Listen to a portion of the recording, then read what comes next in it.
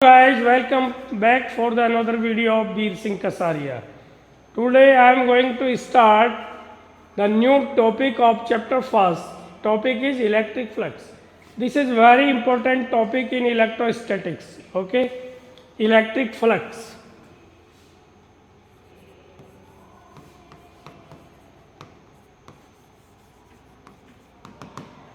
Electric flux. Actually, there is a surface.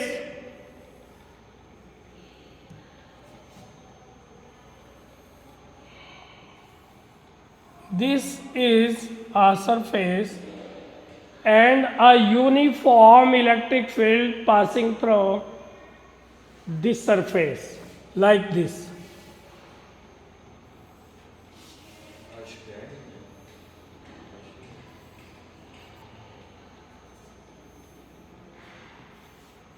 A uniform electric field is passing through this surface.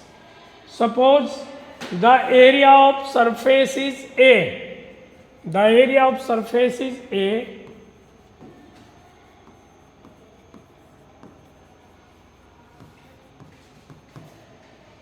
Is A and electric field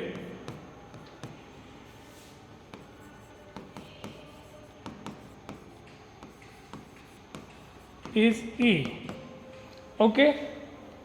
Now, as we know, the surface area is scalar quantity. देखिए अभी तक हमने 10th तक ये पढ़ा था कि जो एरिया है वो स्केलर क्वांटिटी है, तब तक ये बात सही थी. लेकिन अभी हम जो 11th-12th में पढ़ते हैं एरिया वेक्टर क्वांटिटी है. कैसे बताते हैं, देखिए जैसे आपका डिस्प्ले बोर्ड है, इसका जो एरिया है वो वेक्टर क्वांटिटी है. अब आप बोलोगे कि इसकी डायरेक्शन किधर है.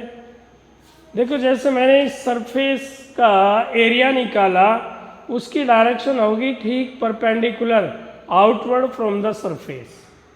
इसकी जो डायरेक्शन है वो सरफेस के परपेंडिकुलर आउटवर्ड होती है. तो जैसे मैंने ये सरफेस रखा यूनिफॉर्म इलेक्ट्रिक फील्ड में, तो इसके एरिया की भी एक डायरेक्शन है. कैसे होगी डायरेक्शन. मान लीजिए सपोज कीजिए हमने सरफेस को ऐसे रखा, तो जो एरिया की डायरेक्शन होगी ये होगी और अंदर नहीं होगी, आउटवर्ड, परपेंडिकुलर आउटवर्ड. तो इस सरफेस का जो एरिया है उसका एरिया वेक्टर आउटवर्ड होगा. ये मैंने इसका एरिया वेक्टर दिखाया, एरिया वेक्टर. कई बार बच्चे सोच लेते हैं ये एरो क्यों लगा, क्योंकि ये जो एरो है ये एरो हमने इसलिए लगाया ताकि पता चल जाए, जिससे कि हमें पता चल जाता है कि ये क्वांटिटी वेक्टर क्वांटिटी है. क्योंकि सिंबल देना होता है. जैसे एक यूपी पुलिस का सिपाही है तो उसके सिर पे एक टोपी लगाई जाती है और उसके बैज लगाए जाते हैं कि ये यूपी पुलिस का सिपाही है. उत्तराखंड का है तो उसके बैज दूसरे होंगे. तो ये ऐसे जैसे वेक्टर क्वांटिटी, तो हमने इस पर एरो लगा दिया, पता चल गया कि ये वेक्टर क्वांटिटी है. ओके. इसी तरह से अब ये इलेक्ट्रिक फील्ड जो इससे पास होता है, already electric field is vector quantity whose direction is positive to negative. पहले भी हम बता चुके जो इलेक्ट्रिक फील्ड है वो वेक्टर क्वांटिटी है जिसकी डायरेक्शन पॉजिटिव से नेगेटिव की ओर होती है. तो इलेक्ट्रिक फील्ड भी वेक्टर क्वांटिटी है. ये मैंने इलेक्ट्रिक फील्ड दिखाया. ये अब इस सरफेस से पास होने वाला जो टोटल इलेक्ट्रिक फ्लक्स है, पहली बात तो ये टोटल इलेक्ट्रिक फ्लक्स बोलेंगे किसको, the scalar product of area vector and electric field passing through the surface is called electric flux. Okay. Electric flux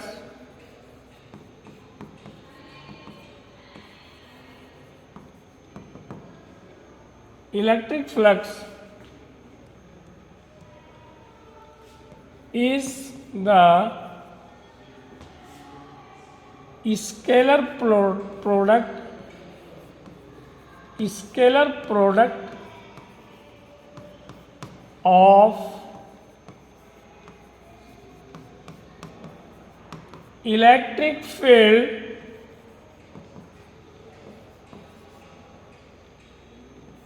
passing through the surface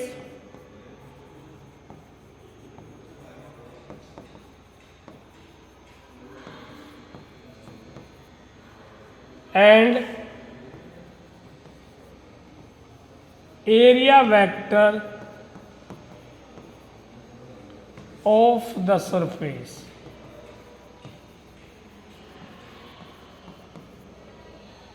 And denoted by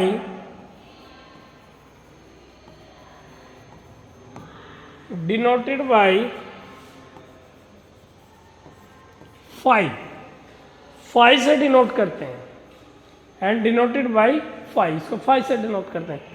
तो phi क्या हो जाएगा, phi की value phi equal to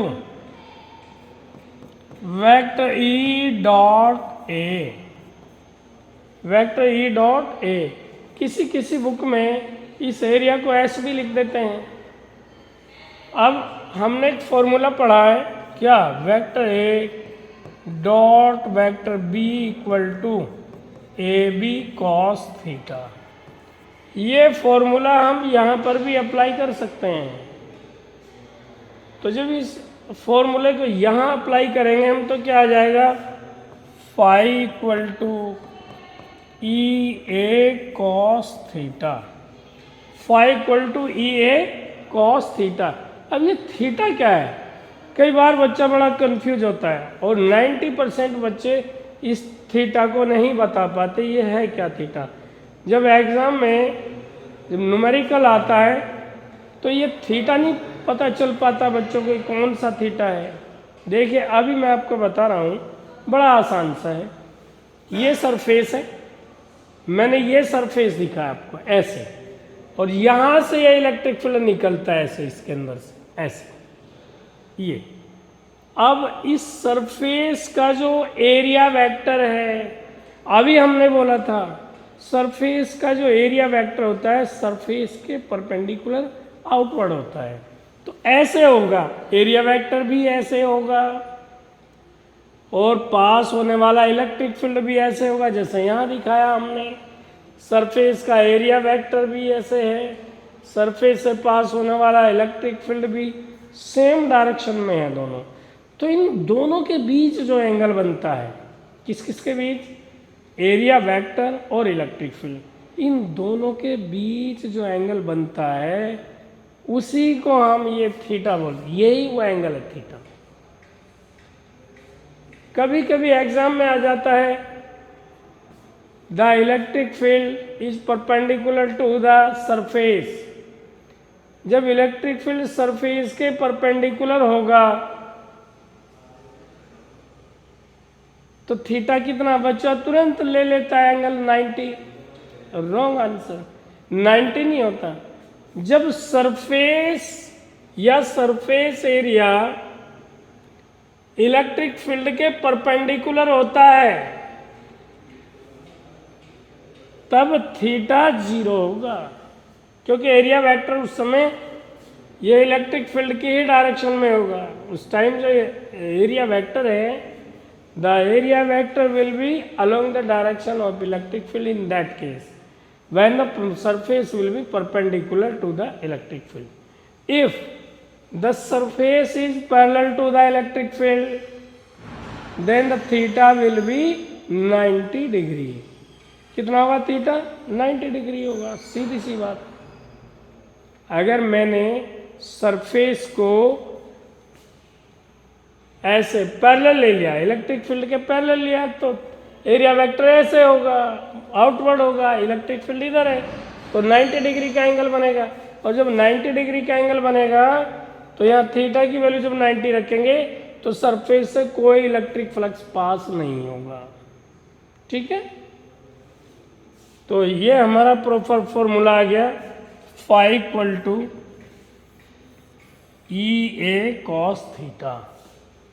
if देखिए अब हम क्या करेंगे, हम डायमेंशन निकालेंगे और यूनिट निकालेंगे इलेक्ट्रिक फ्लक्स की।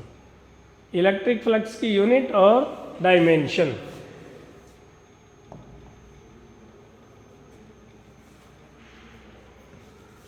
The dimension of electric flux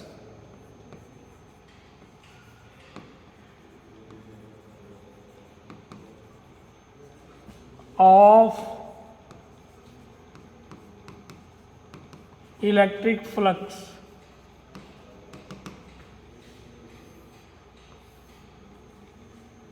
हमें इलेक्ट्रिक फ्लक्स की डायमेंशन निकालनी है। आ जाता है कई बार सीबीएसई पूछ लेती, क्योंकि अब एमसीक्यू आते हैं तो कहीं से भी कुछ भी पूछ सकते हैं। तो अब हमें इलेक्ट्रिक फ्लक्स की we are going to find out the dimension of electric flux. Okay, as we no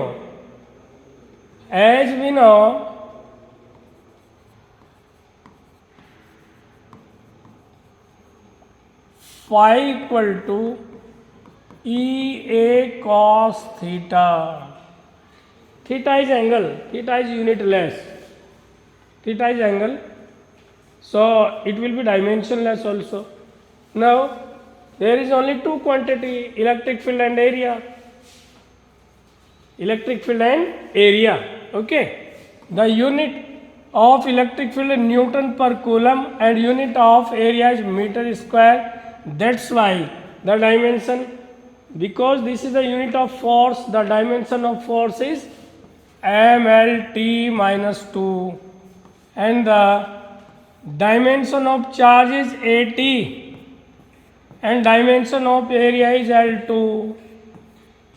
On solving these all parameters we get ml3 t minus 3 a minus 1, ml3 t minus 3 a minus 1.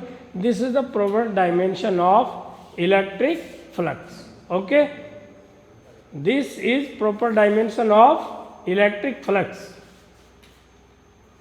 Okay.